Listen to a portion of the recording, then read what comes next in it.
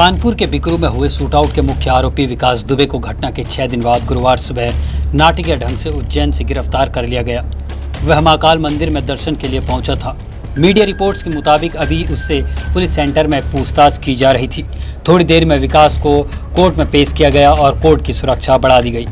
इस बीच खबर है कि उज्जैन पुलिस ने लखनऊ के 2 वकीलों को भी हिरासत में लिया है। ये अपनी निजी गाड़ी से वहां पहुंचे थे। इसके अलावा उज्जैन में विकास को ठिकाना देने वाला एक शराब कारोबारी, उसका मैनेजर और 2 अन्य लोगों को हिरासत में ले लिया गया है और इनसे पूछताछ की जा रही है। उत्तर प्रदेश के ADG law and order Prashant Kumar ने कहा कि विकास दुबे के खिलाफ कानूनी कार्रवाई की जाएगी। उज्जैन के लिए टीम रवाना हो गई है। जांच का विषय है कि विकास दुबे उज्जैन कैसे पहुंचा, किसने उसकी मदद की और वह किस रूट से गया था, उससे पूछताछ की जाएगी। उज्जैन के डीएम आशीष सिंह का कहना है कि आज सुबह एक संदिग्ध शख्स को महाकाल मंदिर परिसर में देखा गया था। उसने मंदिर के दर्शन को लेकर एक दुकानदार से जानकारी ली थी। दुकानदार को शक हुआ। इसके बाद दुकानदार ने गार्ड को बताया। मंदिर से बाहर निकलने के बाद गार्ड ने शख्स से पूछताछ की, जिसके बाद वो हाथापाई करने लगा। पुलिस ने शख्स को गिरफ्तार किया और उसकी पहचान विकास दुबे के रूप में हुई। विकास दुबे खुद महाकाल के मंदिर तक पहुंचा। काफ़ी देर तक वो वहां घूमता रहा और फिर सिक्योरिटी गार्ड से जाकर कहा, मैं विकास दुबे हूं, कानपुर वाला।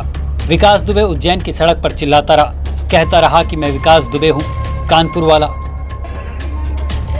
मैं विकास दुबे हूं, कानपुर वाला। आरोपी की मां ने कहा कि सरकार जो उचित समझे वह करे। दुबे की मां सरला देवी से जब पत्रकारों ने उनके पुत्र की गिरफ्तारी की बात की और पूछा तो उन्होंने कहा कि सरकार जो उचित समझे वह करे, हमारे कहने से कुछ नहीं होगा।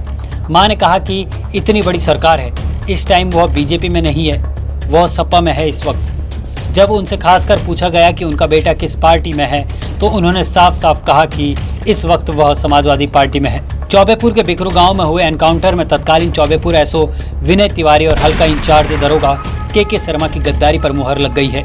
शुरुआती जांच में ही पता चला था कि थाने से दहशतगर्द विकास को सूचना दी गई थी कि दबिश पड़ने वाली है, इसलिए उसने पूरी तैयारी के साथ पुलिस पर हमला किया। एसएसपी ने इस प्रकरण की जांच एसपी ग्रामीण ब्रिजेश कुमार श्रीवास्तव को दी थी।